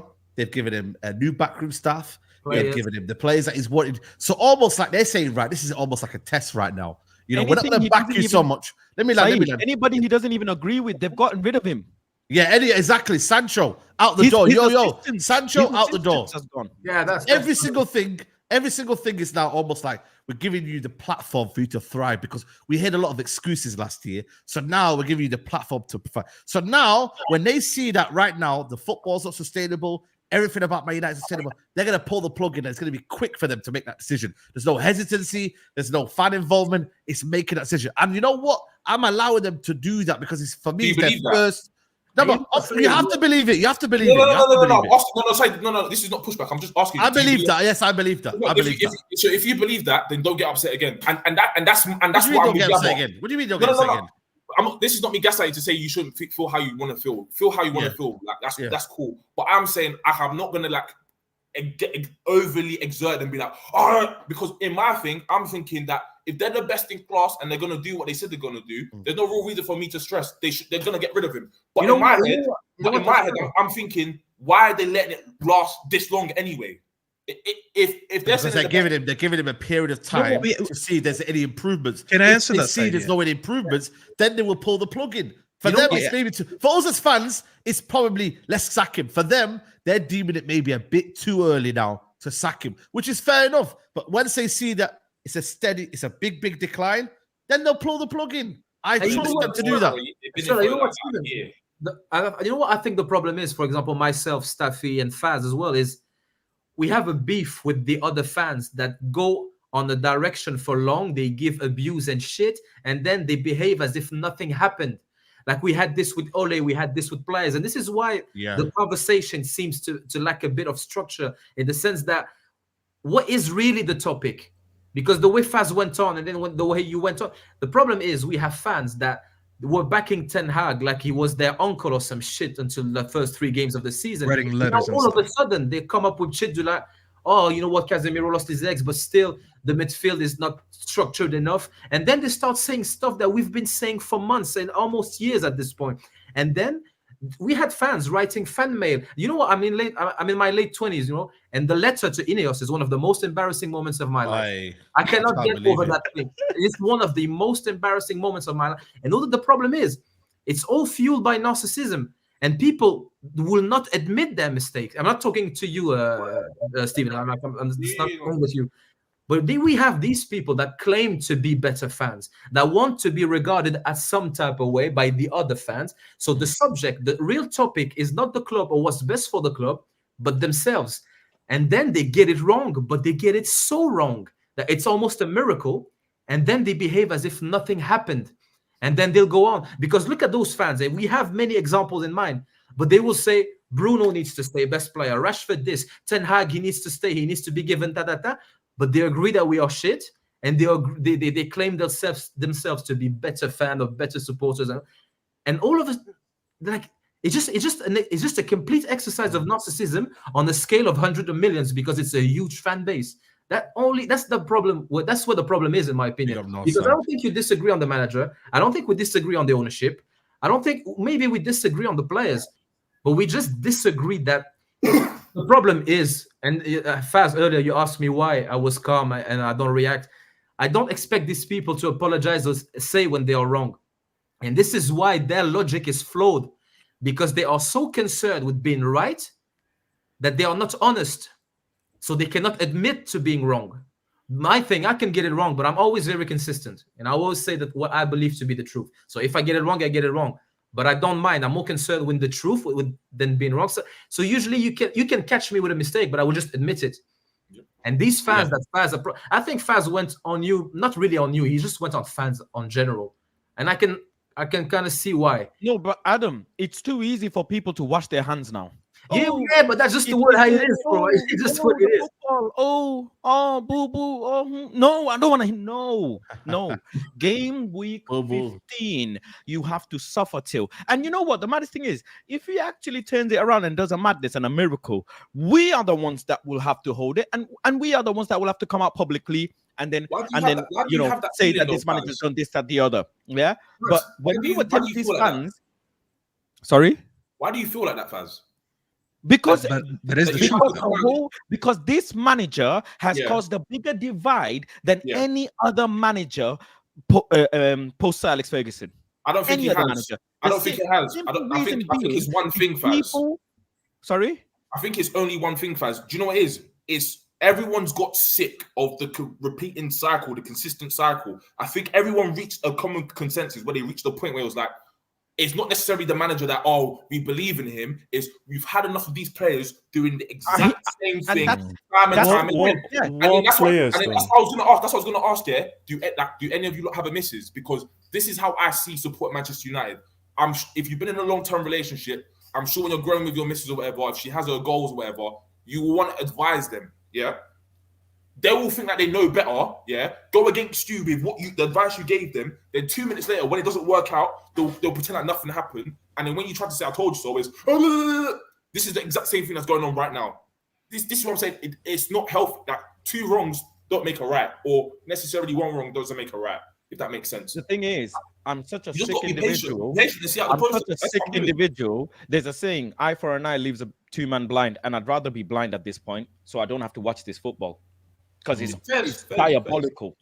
It's like what we're seeing, right, is the exact patterns you've seen all last season. There's nothing changed. Poor Toby Collier came in and he got absolutely done out.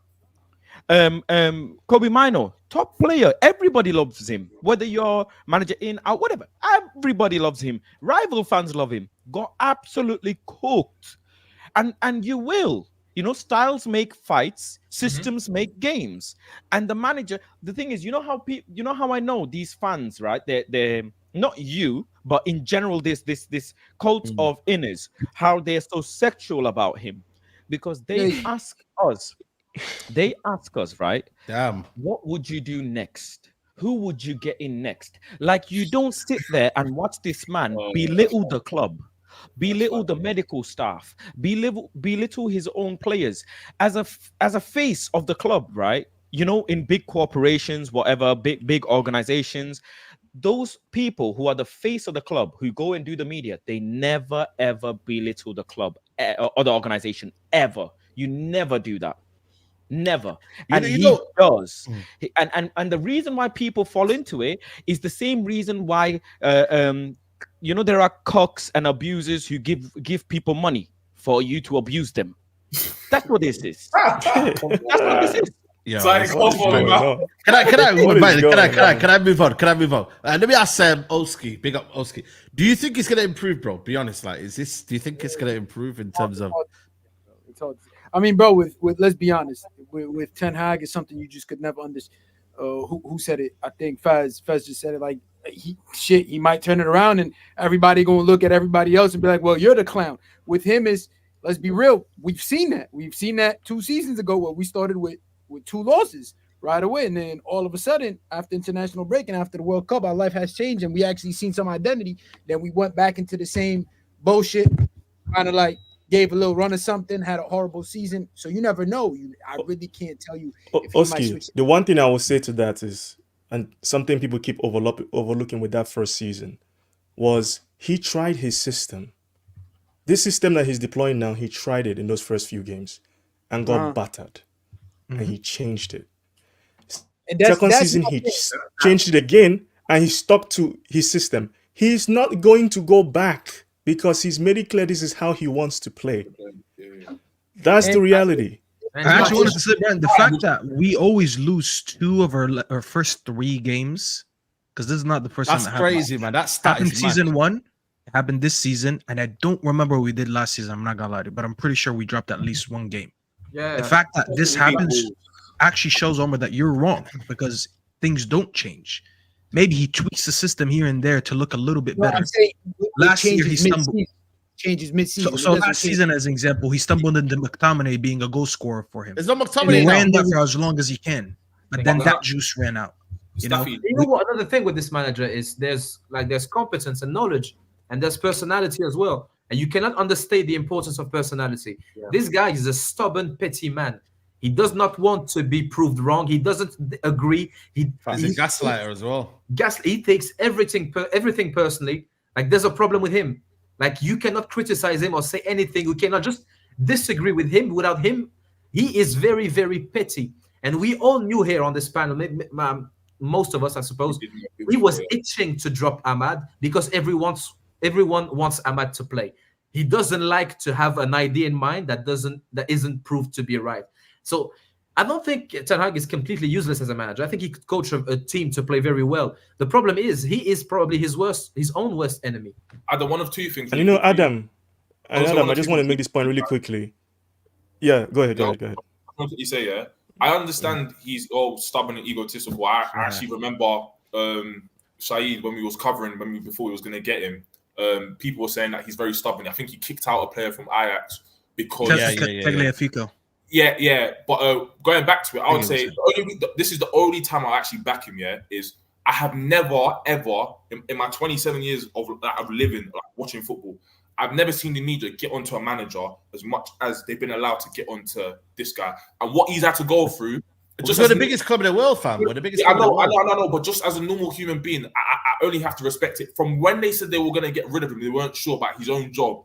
And they're going now around interviewing other managers, talk crap, Sky Sports. They're every single day funneling this stuff against him, but I'm not gonna lie, that would get onto somebody. So now when he's in this position that the board's now backing him publicly, of course he's now gonna come out and try and do a big guy because of everything else. That's my own personal opinion, because in that situation, maybe that's how I would react. I can't say that's how you would react, Kaz, and I can't say Saeed that's how you would react, or Kaz that's how you would react. Because I hear you. The thing is, I understand what you're saying, but the thing is, we are losing games. Like, you can't back it up. That's what's important.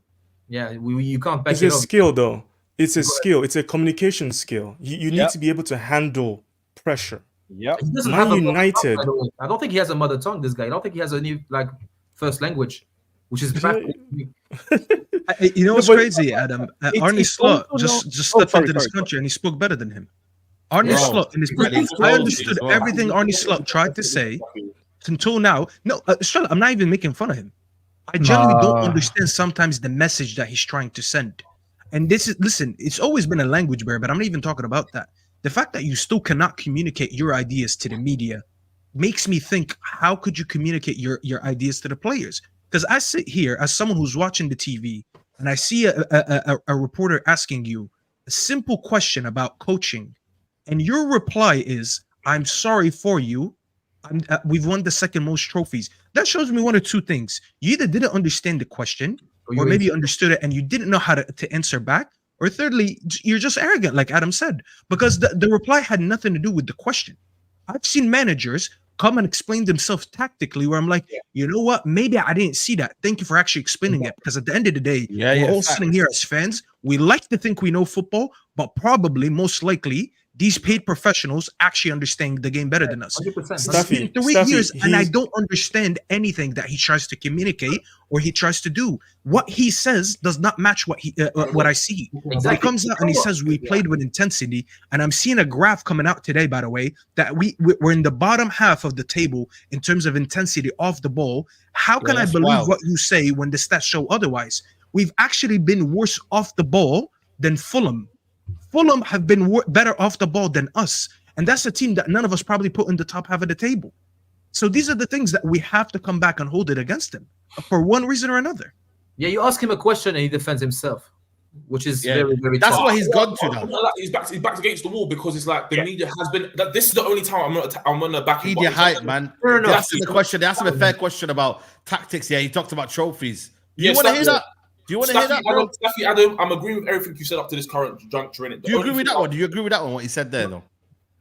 What I could see in that interview when the journalist asked that question, I think when he says explain this to me, that was Ten Hag's opportunity to give to the journalist, as in to just cut it off. I don't think he wanted to answer that question.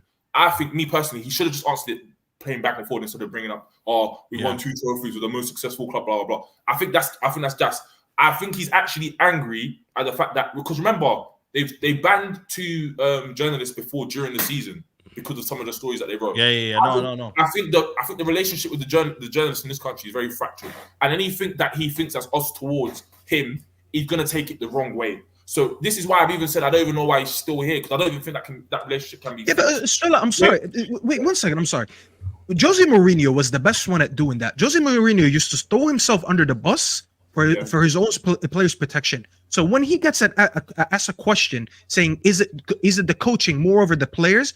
It means that I don't think that journalist was meaning anything malicious, because if anything, he's actually defending the players. He's saying maybe it's a coaching issue, not necessarily the individuals. He couldn't find the humility in him to admit that his coaching was not good enough on the day, and he went back to reflect it to trophies. The reason Mourinho used to get away with it is because Mourinho was a top 5 manager. Actually, he was more than a top 5 at 10. He was probably top 3 in the Premier League history then, when he was telling them 3, respect. No one had more Premier League trophies than him at that time, other than I think it was Wenger and obviously Fergie. So you can at least understand where that ego is coming from. The way Ten Hag speaks is like he accomplished so much in England and he should not be questioned about what he was doing. But when you put reality to what he's actually done in the last 3 years, there's a lot of questions that he should be asked and he just doesn't know how to answer them. And again, as I said, that is part of his fault, of his communication. Last point, because I'm gonna go. I've got work in the morning. But yeah, I agree. I totally agree. I think if we're gonna look at it, the media thing, he's under pressure. He's saying things. His reaction. Someone needs to be in his ear or get the earpiece in to tell him what to say, because that was really dreadful what happened there. I felt really sorry for him because he can't take that back now, and we're talking about it on the shows right now.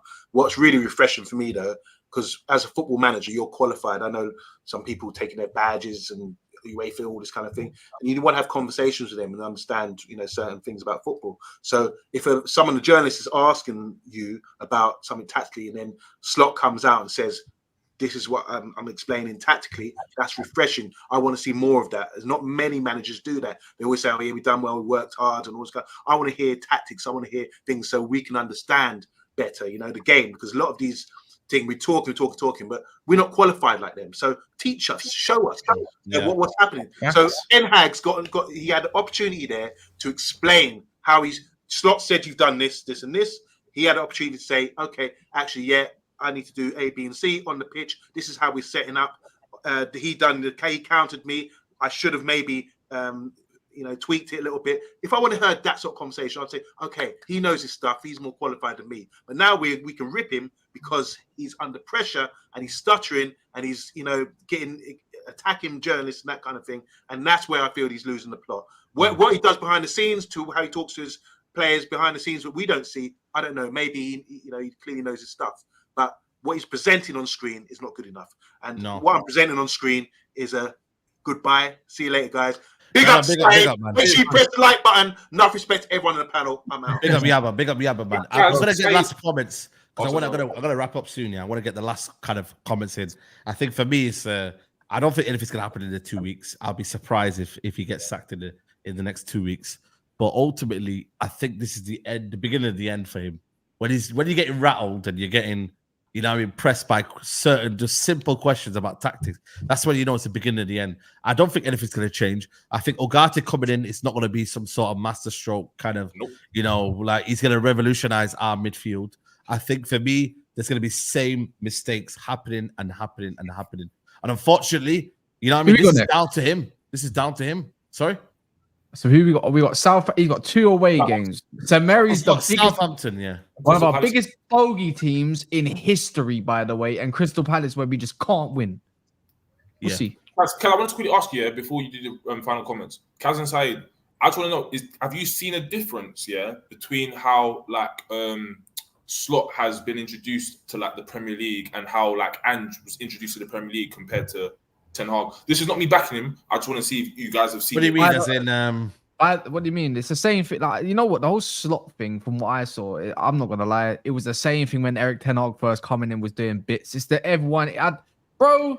The difference is they don't want to admit it, Liverpool fans. They're playing counter attack the way we did. They just got better players to do it on. There you go, and they got a mid block just like we did, mid to low when it got. But except they just got better players. Until they understand. No, but I think he means when Eric was joining Manchester United, there was a big conversation about he can't speak English. They said that he can't dress. Yeah.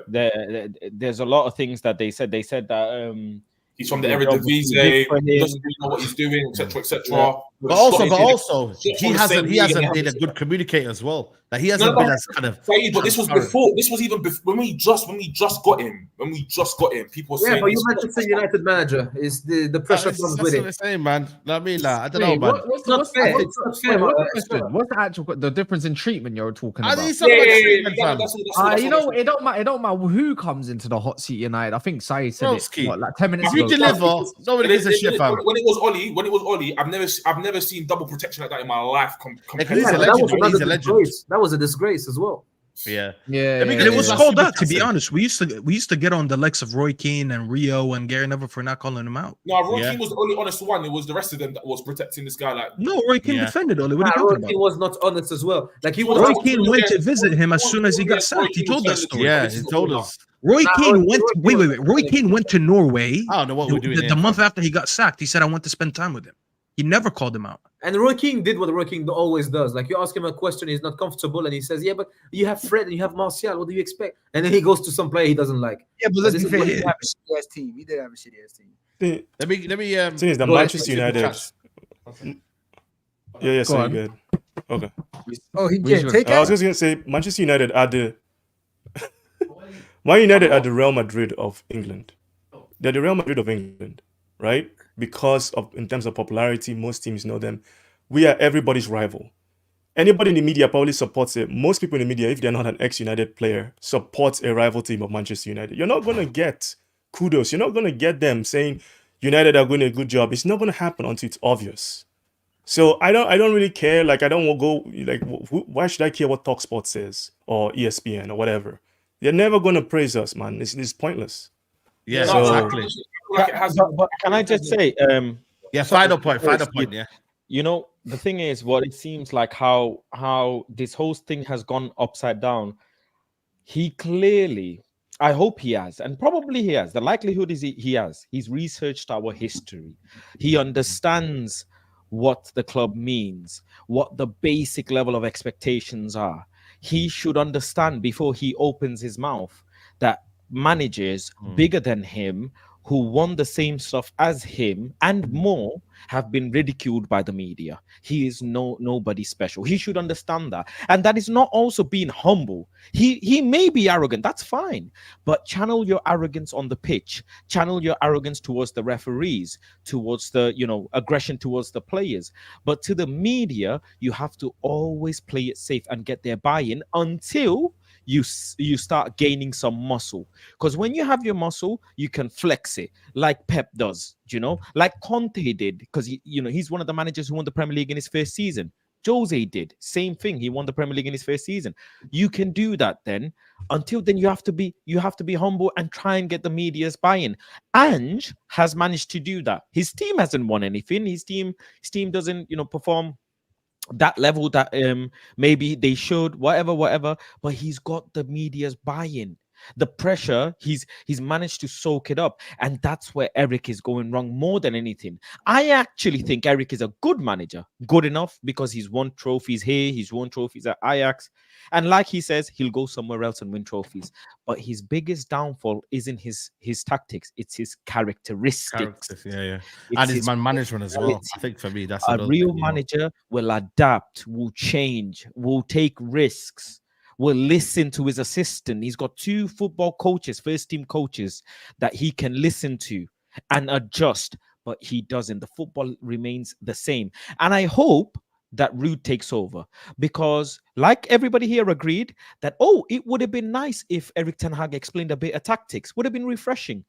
Well, remember when we saw Ruud's masterclass where he took a magnet on the board and he explained everything, how he won this, how he did this.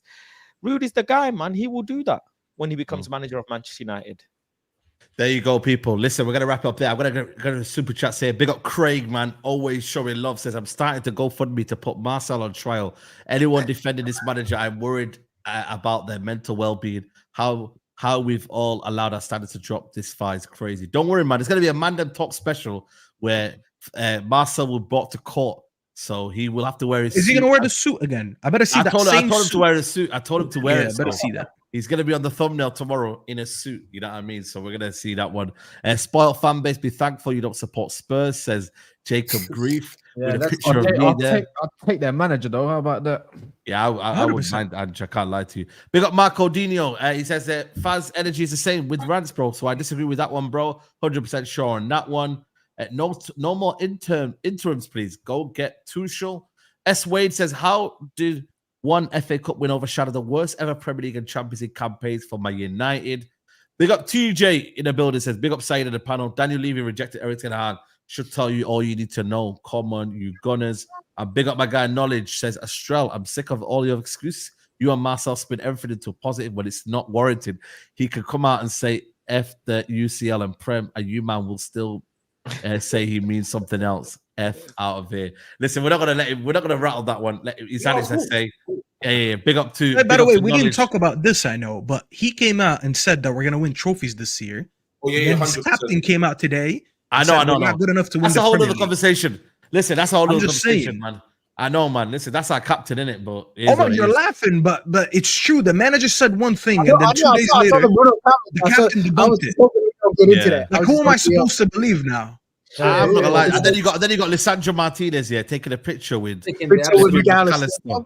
What is going on, man? I And swear Xerxes took a picture today with Gravenberch. No, Listen, that one I I saw don't mind. people, by That the one I way, don't talking mind. about that. They were saying, that oh, one's but not they're him. one second, sorry. They were saying like, oh, they're mates with because they're from the same country and all that. I get all that. I'll never say, oh, why are they talking to them? But come on, let's read the room a little bit better. We just lost 3-0 to our rivals, and he took pictures with the players from that. Hang out with them, do everything you want, but please at least have the awareness that your fan base is so pissed right now that maybe it's not the best idea to post a picture with them. Post a picture with anyone else. It doesn't have to be those players. Tuffy, just quickly, you know why that is? You know why that is? It's because of the manager. And let me explain. And I know it's true. And I know. I have proof. I'm gonna get off this though. I'm gonna get off this. I have proof. I have proof. Stop right there. I have proof. I disagree. Calm. Let me listen to my proof. A particular Hold on, my bro. A particular Barcelona player. There is research, and I will bring evidence. I will bring evidence. I will bring evidence. Okay. Yeah, I don't just talk out of my ass like this manager. Just a second. I think Omar just wants to leave, man. Just my bro. There is a specific, There is a specific Barcelona player who went on camera and said the manager at that time got them so rattled up when they would face Real Madrid that the changing room at international duties would be uncomfortable, and they would take out their anger in training sessions at international duty. There is video footage of this, and I can prove it. So all of you lot who went crazy, hold that one. Barcelona player at their prime said against Real Madrid, the manager got us so rattled, and if we lost when we went to international duty, we didn't like each other. It was uncomfortable. I wouldn't want to sit next to a player from Real Madrid. Mason Greenwood, Phil Foden. That's what I got to say, bro. And he weren't there when that happened. Chill. You think I've forgotten? There's other players that have taken pictures or gone on nights out with each other. Yeah, wait, actually, I can debunk that. How about this? I already know that Pep told Foden to distance himself away from Greenwood. Yeah, of course he did. That's after though. That's after the fact though. That's after the fact. He was 17 or 18 at the time, but he said you can't be doing that. I mean, Kaz, I've given you an example. Yes, and I've just debunked, for example. No. Your rebuttal is correct, but it doesn't diminish what actually happened. It still happened underneath a different manager. Yeah, they were teenagers. Didn't Rashford go? Didn't matter. It still happened. You can't be confused, bro. Listen, there's bare players that are partying before games and doing all this madness. Listen, footballers are footballers, isn't it? End of the day, I just said the awareness of when to post a picture. Yeah, that's what we're asking. Because I used to see, we used to lose games, and I used to see people saying Rashford went to the shop with his Bugatti. Was he supposed to walk? Why do you care what he did? I'm just talking about losing a game and posting with the player that just beat us. Touch from Lisandro. I was out of touch. Yeah, that's all I'm saying. Just don't post it. Just don't post that one, especially not with my these things matter to us, so just pretend. Yeah, just pretend. Sorry, Matt. But anyway, listen, we're gonna wrap up here, man. There's still 2,000 people here. I've got to do some things in it, so I'll big up to everyone who's locked in. I would love it for this. I just could have carried on for another hour, maybe 2 hours, man. You know, easy another hour. But we've been at hour 50, man. Leave and put Estrella as host. Let's see what happens. You know what I mean? Nah, man, it's crazy. It's crazy, man. We'll be back tomorrow. Mandem Talk, man. This is part 1. Part 2 is Mandem Talk, man. You know them ones there, people. Saeed, Trap said he's gonna call me out tomorrow. If I get called out, I'll be watching and I'll ask for the link. I'll see what happens. Okay. If I get called out, I want that link. What did you do? What did Traps? Because I added him. I said, remember when Casemiro had that world-class game against City and he was all over Instagram, just kept adding me on every story. So I added him back. I was like, yo, are you okay? I didn't hear from you today after that disaster class. So he said, I'm going to address you on Mandem Talk. So I'm just saying, if you talk shit, I'm going to expect that link. But, you know, let's see what Traps does, man. Let's see what Traps does in it. You feel me? Like, it is what it is, man. Do you know what I'm saying? But listen, people. We're gonna wrap it up here. 1 second here. We're gonna wrap up here. Big up to everyone who's locked in. Adam, big up to you, man. Thank you very much, man. Pleasure as always, man. That was nice. That was fun. That was fun. Yeah, big up, man. Estrella, big up to you. Nice to be back, guys. Big up to you, man. Big up to Brian as well. Let them know, man. I always love being here. It's my therapy session. Without this, I'd be going crazy on Twitter. Yeah, same. Yeah. Yeah, big up to you. Big up to Staffy as well. Let them know you're going to do some content after this, man. Let them know, man. Yeah, big up. I mean, we're going to be on Ahmed's channel, The Bridge, you know, another one of the Somali brothers. So Saeed is going to be redirecting there. So if you guys want to come in and watch, support his channel. But yeah, big up for having me, Saeed, and big up to everyone who's here. Yeah, 100%, 100%. Big up to Never Felt Love for that, bro. Big up, man. Big up. And also big up to Faz. Faz will be live as well soon as well, people. So if he is, make sure you follow him as well, man. So big up to Faz as well, man. You know what I'm saying to you? You just gave me some clips for the other channel. So thank you for that, mate. Appreciate it. Nah, I'm not giving no clips, man. I'm just emptying the clip. That's what I'm doing. I'm not giving you the clip. Hey, that's crazy. Everyone, man. I'm Marcel's tomorrow, man. Marcel's gonna. Yeah. Marcel's You know what? gonna Should be we end on that video? Should we end on the video? Yeah, why not? Why not, guys? Just end on this video before we. This is madness. This is a sickness. This is. This is what this is. That's what Eric Ten Hag fans are. They're vaccinated with the wrong vaccine, and now the neurons in the brain are fried.